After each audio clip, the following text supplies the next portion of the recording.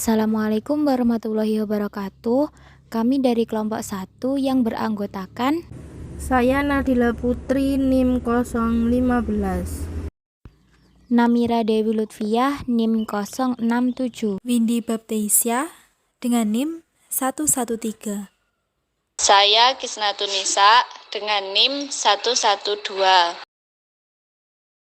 Materi yang pertama mengenai definisi edutainment yang akan disampaikan oleh Namira.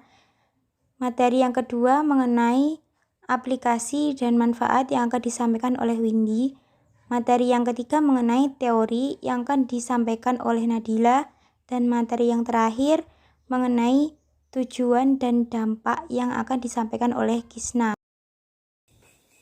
Definisi edutainment PAUD. Kata edutainment terdiri dari dua kata, yaitu education dan entertainment.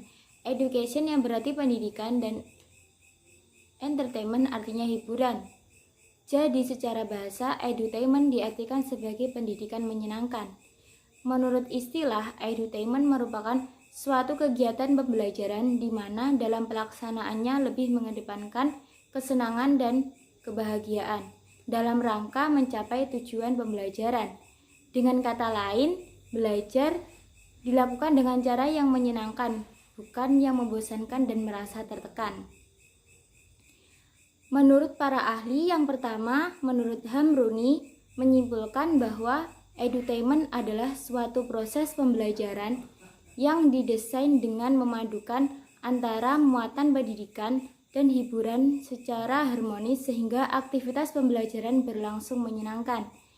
Yang kedua, Muhammad Soleh Hamid menyampaikan edutainment adalah suatu proses yang didesain sedemikian rupa sehingga muatan pendidikan dan hiburan bisa dikombinasikan secara harmonis untuk menciptakan pembelajaran yang menyenangkan.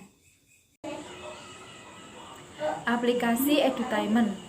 Pembelajaran berbasis edutainment didesain dengan aplikasi di dalam proses belajar mengajar, baik dalam kelas maupun di luar kelas. Baik hiburan dengan nyanyian, brain gym, musik, outbound, ataupun menggunakan metode-metode pembelajaran yang lainnya dan yang menyenangkan, seperti diskusi dan cerdas cermat. Selanjutnya yaitu manfaat edutainment. Yang pertama yaitu perasaan positif, seperti senang, gembira, mampu mempercepat proses dalam pembelajaran. Yang kedua, bisa menjadi batu loncatan untuk meraih prestasi belajar karena emosi anak terkendali dan bisa mengembangkan nalar pada anak.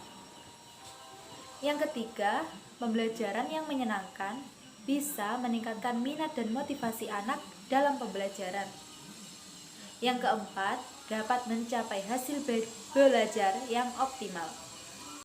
Yaitu teori pembelajaran yang berisi tentang gagasan-gagasan atau ide-ide untuk melakukan kegiatan belajar yang asik dan menyenangkan. Ada banyak teori yang berhubungan dengan belajar berbasis edutainment, seperti 1. Teori belajar kooperatif. Teori belajar ini bersifat kerjasama antara satu siswa dengan siswa lainnya untuk mencapai tujuan yang sama. Kedua, yaitu teori otak triun. Teori otak triun berarti manusia memiliki 3 bagian yang terpisah dalam satu tempat, yaitu otak reptil, sistem limbik, dan neokorteks. Ketiga, yaitu kecerdasan majemuk. Kecerdasan majemuk merupakan salah satu teori belajar yang dikemukakan oleh Howard Gardner. Pendekatan perkembangan dalam belajar ini ditandai dengan adanya tumbuh kembang. Yang keempat yaitu teori pembelajaran aktif.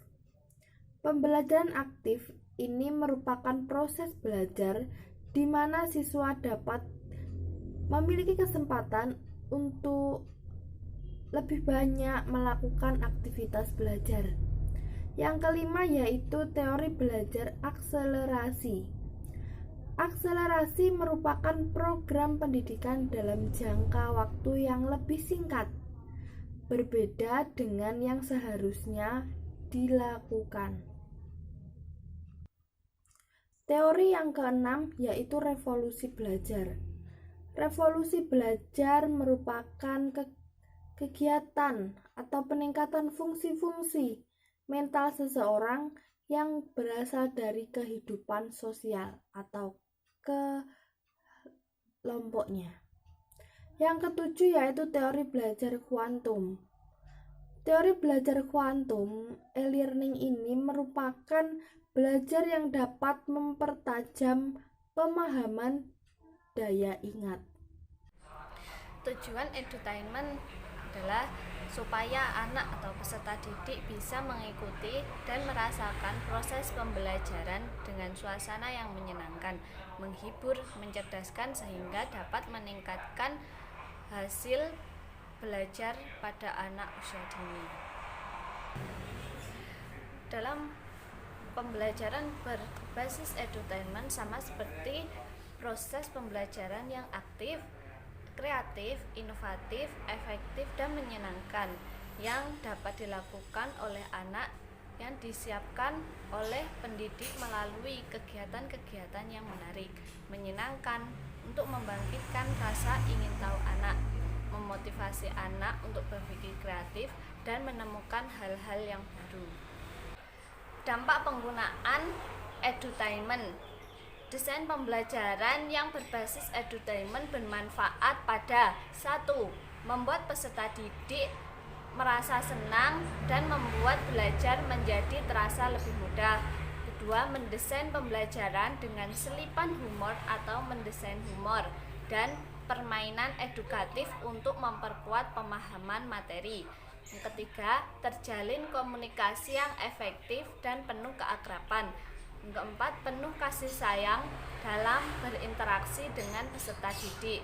Yang kelima, menyampaikan materi pembelajaran yang dibutuhkan dan bermanfaat. Yang keenam, menyampaikan materi yang sesuai dengan usia dan kemampuan peserta didik.